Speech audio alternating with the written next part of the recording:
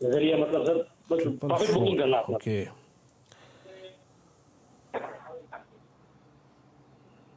नहीं मैं सर अभी अभी भी समझ नहीं पाया। आपने एचयूएल की एक लॉट ली है सर, फिर बताएंगे आपने क्या लिया है मेरे को। मैं नहीं समझ पा रहा हूँ कि आपने लिया क्या है। 2400 की हिंदुस्तान कॉल ली है आपने। यूनिवर्सिटी फ्यूचर्स में मैंने एक लॉट लिया। ओके ओके ओके, आपका 2444 पे लॉन्ग है, ठीक है। ओके ओके, 2043 पे ट्रेड कर रहा है। कल मैंने एक चार्ट दिखाया था डायरेक्टर साहब, प्लीज वो अगर 200 डेमा and sensitivity of HUL with 200 डेमा, वो चार्ट प्लीज सर को दिखाइएगा एक बार, गौतम जी को। सर अभी आप थोड़ा सा ट्रैप्ड फील कर रहे होंगे क्योंकि ये सडनली गिरा, और इस डील के अनाउंसमेंट से पहले एक सिंक होने की टेंडेंसी थी इसमें, और वो हुई, ये सिंक हुआ। लेकिन इसने लॉस्ट ग्राउंड रीगेन कर लिया है। आज बहुत बड़ा न्यूज फ्लो है इस पर, इसका वेटेज बढ़ रहा है। क्या रखें एक बार के लिए? आई थिंक इनको ब्रेक इवन के लिए शायद एक या दो बार रोल ओवर करना पड़े, बट क्योंकि अभी ये 20% के नुकसान पे है अप्रोक्सीमेटली, जाए होल्ड करना चाहिए क्या इनको? देखिए, मैं कहूँगा कि एचयूएल में कहीं ना कहीं मैं कहूँगा कि एक बहुत ही डेफिनेटली रिजल्ट्स के पहले ही वीरू एक हमें गिरावट देखने मिली है स्टॉक में, बट कल के एक पैनिक बॉटम के साथ मुझे लग रहा है कि शॉर्ट टर्म में एक बाउंस यहाँ पे देखने मिल सकता है हमें। 2140 2150 तक के लेवल्स तो एटलीस्ट मैं एक्सपेक्ट कर रहा हूँ यहाँ पे, सो एटलीस्ट वहां तक तो होल्ड कर सकते हैं एंड देन वहां पे रिव्यू किया जा सकता है इसे। सर अभी होल्ड कीजिए। अच्छा एक स्टॉक लेके आइए। आई मीन इस बीच बहुत सारे स्टॉक्स जो हैं डीहाई पे आके खड़े हुए हैं। गोदरेज कंज्यूमर प्रोडक्ट है, इन्फोसिस है, बायोकॉन है। आज तमाम housing finance company, NBFC, insurance company, सब में बहुत स्ट्रांग मूव है। मैं अभी अभी एक चार्ट देख रहा था। लेट्स टेक एक बार एचडीएफसी लाइफ को लेके आइए। एचडीएफसी लाइफ जो है 50 डेमा के ऊपर आज आके ट्रेड कर रहा है। मैं बीच बीच में ट्रेड्स बताता रहता हूँ। 50 डेमा, मैं ये क्यों बता रहा हूं? 50 डेमा ये अटेम्प्ट ले रहा था 8 अप्रैल से लेके अब तक कि बॉस मैं निकलूंगा, ये निकल नहीं पा रहा था, सक्सीड नहीं हो पा रहा था। लेकिन 8 अप्रैल के बाद आज पहली बार इसने 50 डेमा के ऊपर चलना शुरू किया है। जय जरा प्लीज इस चार्ट को देखिएगा, क्योंकि 50 डेमा के ऊपर अब जो 200 डेमा है वो हार्डली 520 पे है। अगर ये 520 पार करता है तो क्या कर सकता है, ऊपर के टारगेट्स क्या होंगे? फ्यूचर लें, ऑप्शन लें, क्या लें इसमें?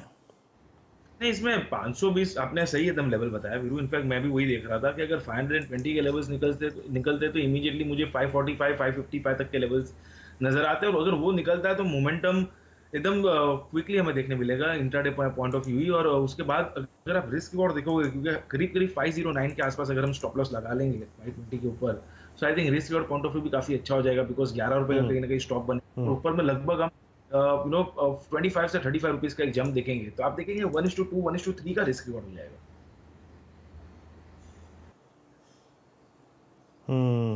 चलिए इस बीच थोड़ा सा मैं अब आपको, अगर आप सुबह से अब जुड़े हैं इस कार्यक्रम में या फिर सीएनबीसी आवाज के साथ, तो थोड़ा सा रिलायंस की डील को समझने की कोशिश करते हैं। देखिए रिलायंस क्यों भाग रहा है, इसका बड़ा कारण ये है कि पिछले एक महीने के दौरान या फिर पिछले अगर आप 3 महीने के दौरान देखें तो 3 डील्स हुई हैं। उसके बीच में अगर आप देखें राइट इशू का ऐलान और नंबर्स आए, क्वार्टरली नंबर्स। लेकिन इन 3 डील्स के बीच में जो वैल्यूएशन जंप है ना, याद रखिएगा, दैट इज द की। वो एक महत्वपूर्ण पहलू है। यतिन मेरे साथ है। यतिन पहले तो इस डील के बारे में थोड़ा सा बताइए विस्तार से, आज जो ये क्रैक हुई है, और इन तीनों डील्स के बीच में जो वैल्यूएशंस है कैसे जंप कर रहे हैं जियो प्लेटफॉर्म्स के, थोड़ा सा ये समझाइए। देखिए, अगर आप ओवरऑल बेसिस पे देखें तो बहुत ही छोटे समय गाले में और ये लॉकडाउन और कोरोना के सिचुएशन में रिलायंस इंडस्ट्रीज ने बहुत सक्सेसफुली 3 ट्रांजैक्शंस क्लोज किए हैं जियो प्लेटफॉर्म्स के लिए। जियो प्लेटफॉर्म्स के अंदर हमने ये देखा है कि जो टेक कंपनीज हैं और टेक फंड्स हैं उसका बहुत जबरदस्त तरीके से इन्वेस्टमेंट आया है। तो बजाय जियो के आप जैसे उसको टेलीकॉम कंपनी की तरह देखते हैं वैसे मत देखिए। जिस हिसाब से ट्रांजैक्शंस हो रहे हैं और जिस हिसाब से इन्वेस्टर इंटरेस्ट एक प्रीमियम पे आता हुआ दिखाई दे रहा है, इस हिसाब से जियो को एक प्लेटफॉर्म, एक टेक्नोलॉजी कंपनी के तरीके से देखा जा रहा है। अगर आप फेसबुक की ट्रांजैक्शन की बात करें तो उससे प्रीमियम पे आज एक ट्रांजैक्शन हुआ है, करीब 12.5% प्रीमियम पे ट्रांजैक्शन होते हुए दिखाई दिया है हमको। विस्ता इक्विटी पार्टनर जो कि यूएस का सबसे बड़ा टेक्नोलॉजी फंड है, उन्होंने 2.3% की हिस्सेदारी खरीदी है जियो प्लेटफॉर्म्स में, 11,350 करोड़ के आसपास।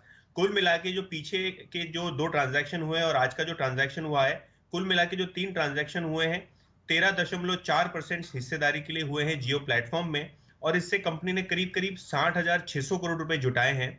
और अगर आप एंटरप्राइज वैल्यू की बात करें तो 5 लाख करोड़ के ऊपर की एंटरप्राइज वैल्यू मिलती हुई दिखाई दे रही है जियो प्लेटफॉर्म्स को, जो कि करीब करीब 50 से 55% रिलायंस की मार्केट कैपिटलाइजेशन को कंट्रीब्यूट कर रहा है। जबकि आप अगर जियो की बात करें तो करीब 8% ही रेवेन्यू जो है कंसोलिडेटेड बेसिस पे रिलायंस के लिए कंट्रीब्यूट करता है, और करीब 21% 22% के आसपास एबिटा कंट्रीब्यूशन करता है।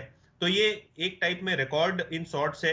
एक रिकॉर्ड समय में इतनी बड़ी फंड रेजिंग हमने कभी देखी नहीं है, और जिस हिसाब से ट्रांजैक्शंस जियो प्लेटफॉर्म पे हो रहे हैं, इस हिसाब से लग रहा है कि आगे चलते हुए भी बहुत सारी अनलॉकिंग दिखती है। क्योंकि सिल्वर लेक की बात करें या विस्टा इक्विटी पार्टनर्स की बात करें, दोनों ही ये फंड्स हैं जो टेक्नोलॉजी स्टार्टअप्स और टेक्नोलॉजी कंपनीज में इन्वेस्टमेंट के लिए जाने जाते हैं, और जिन्होंने पास्ट में काफी सारी यूएस इन्वेस्टमेंट्स करी हैं जो मल्टीबैगर साबित हुई हैं। तो देखना होगा ये कि जियो का जो आगे चलते हुए ग्रोथ है वो कितना है, और वो कंट्रीब्यूशन अगर ज्यादा होगा तो जाहिर सी बात है रिलायंस इंडस्ट्रीज के वैल्यूएशन पे इसका सीधा पॉजिटिव असर पड़ेगा। ओके, यतिन बहुत बहुत शुक्रिया इस डील को अगर आप देखें और नंबर्स को बारीकी से समझाने के लिए, सभी पहलुओं को बहुत बहुत शुक्रिया। मार्केट्स अगर आप देखें निफ्टी 9335 पे, निफ्टी बैंक 19,830। आपसे अगली मुलाकात होगी फ्यूचर्स एक्सप्रेस में 12 बजे। इंडेक्स पे लेके थोड़ी सी बातचीत करेंगे, ऑप्शन ट्रेड लेके आएंगे, फ्यूचर्स ट्रेड लेके आएंगे। जब बहुत बहुत शुक्रिया आपका इसका एक में जोड़ने के लिए, और रिलायंस पे एक बार फिर से बात करेंगे आज का स्टॉक ऑफ द डे। और सन फार्मा इस वक्त दिन के सर्वोच्च रुपये कारोबार कर रहा है। एक ब्रेक के बाद हर्षता आपके साथ होंगी खिलाड़ी नंबर 1 लेके। नमस्कार।